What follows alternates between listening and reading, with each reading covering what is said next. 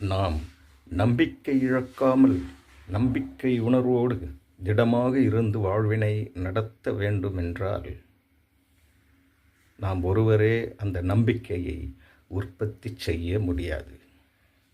நம்மை சுற்றி இருப்பவர்கள் அனைவரும் நமக்கு ஆதரவாக இருந்து நாம் செய்வது சரி என்று ஏற்றுக்கொள்ளும் போதே நாம் செய்வதெல்லாம் அவர்களுக்கு பாதுகாப்பாகவும் சாதகமாகவும் துணையாகவும் ஒத்து செல்வதாகவும் இருக்கும் பொழுது அவர்கள் நம்மீது வைக்கும் நம்பிக்கை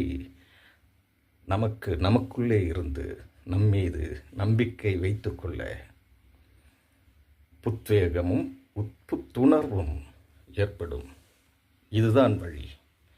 அவர்கள் நம்மீது நம்பிக்கை வைக்க வேண்டும் என்றால் அந்த நம்பிக்கையின் மூலம் நாம் நம்பிக்கை பெறுவோம் என்றால் அதற்கான வழி என்ன என்று ஆராய்ந்து அதன்படி காரியங்களை நாம் அவர்களுக்கிடையே செய்ய வேண்டும்.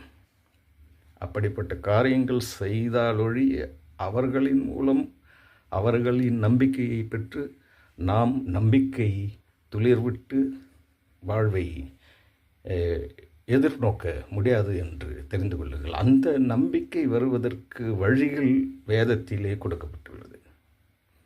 அந்த வழிகளிலே நீங்கள் வாழும்போது மற்றவர்களுக்கு உங்கள் மீது நம்பிக்கை மிகுதியாக வர ஆரம்பிக்கும். அப்படி வாழும்போதே அந்த நம்பிக்கைகளின் மூலம் உங்களுக்கு நம்பிக்கை ஏற்பட்டு வாழ்வை ஒரு திடகாத்திரமாக, அதாவது சக்தியோடு, நம்பிக்கையோடு, புத்துணர்வோடு, எப்போதும் தொய்வில்லாத மனதோடு சந்திக்கின்ற தைரியம் ஏற்படும் என்று அறிந்து கொள்ளுங்கள்.